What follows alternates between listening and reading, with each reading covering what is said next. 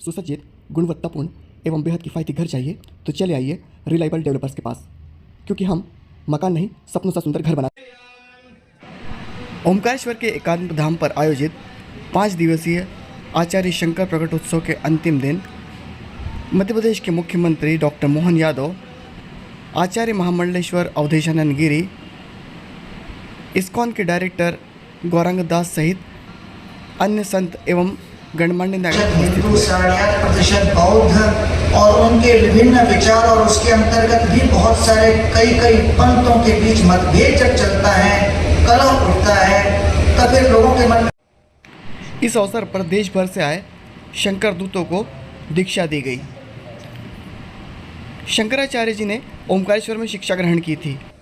के माध्यम से अन्यथा सुप्रीम कोर्ट ने तो पहले भी निर्णय किया और ऐसे कैसे निर्णय 3 तलाक के मामले में भी हुआ, तो न्यायालय की भी हमारी जो मान बढ़ाने का काम सरकार के माध्यम से होना चाहिए। सच्चे अर्थों में यही तो अभेद की छोटा सा संकेत है कि हम जब अपनी बातों को लेके चलते तो आज के इस युग में वर्तमान के संविधान के साथ जुड़ करके न्यायपालिका, कार्यपालिका और विधायिका भगवान शंकराचार्य जी के नाम पर एकात्म धाम के इस स्थान पर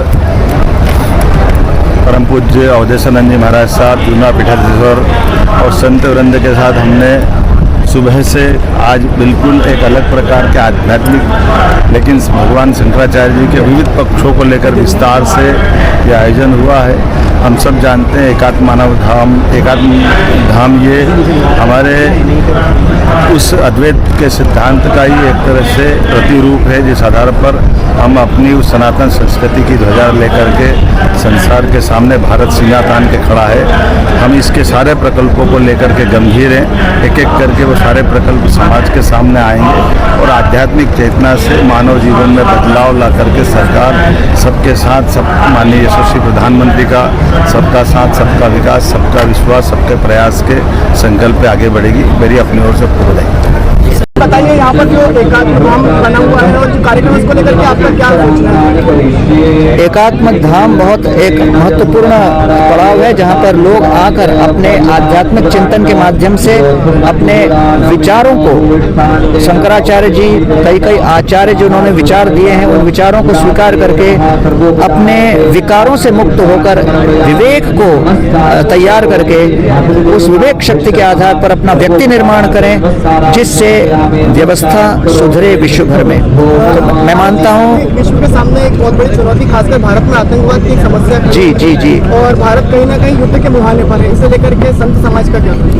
जी, सारे संत और शंकराचार्य जी ने पहले ही वर्णन कर दिया। संसार वृक्ष अगबीजम अनंत कर्म, हृदय के अंदर काम, क्रोध, लोभ, मोह, मद, मत्सर, ये वास्तव में मुख्य शत्रु हैं और जब तक ये शत्रु रहेंगे तब तक अंदर से आतंकित रहेंगे और अंदर का आतंक बाहर की ओर प्रकट होगा।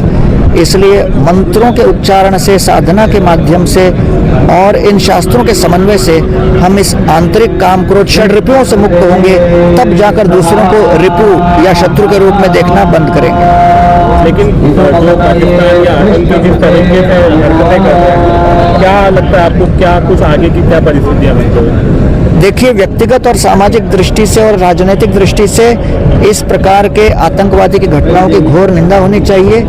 इसमें किसी भी प्रकार की सहनशीलता व्यक्त नहीं करनी चाहिए और हर व्यक्ति को विचार करना चाहिए कि मैं अपने और अपने परिवार के सदस्यों को किस तरह से न केवल लाइफ इंश्योरेंस दूं, फायर इंश्योरेंस दूं, लेकिन मानसिक स्वास्थ्य का भी इंश्योरेंस दूं। तो एकात्म धाम एक ऐसा स्थान है जहां मानसिक इंश्योरेंस के लिए लोग आ सकते हैं और इन सुंदर वैदिक विचारों के माध्यम से अपने मन के विकारों से मुक्त हो सकते हैं। सरकारें जो है अब जातिगत जनगणना तक पहुंच रही है, आपको किस तरीके से लगता है कि एकात्मवाद का जो संदेश है, क्या कुछ इसके प्रभाव पड़ेंगे जब इस तरीके की? देखिए, सभी जितने भी आचार्य हुए उन्होंने हमेशा स्नेह का ही संदेश दिया, सद्भावना का संदेश दिया, सम्मान का संदेश दिया। इसलिए ईश्वर जो कि हम सबको नियंत्रित करते हैं, जीव जो कि हम सब आत्मा है, प्रकृति जिसके अंदर हम लोग फंसे हुए हैं, काल और कर्म, ये पांचों तत्वों को लेकर हमें आगे चलना है। जब तक इन 5 तत्वों की एकता को हम नहीं देखते, समन्वय नहीं देखते, तब तक भिन्नता को देखकर विवाद करते रहेंगे।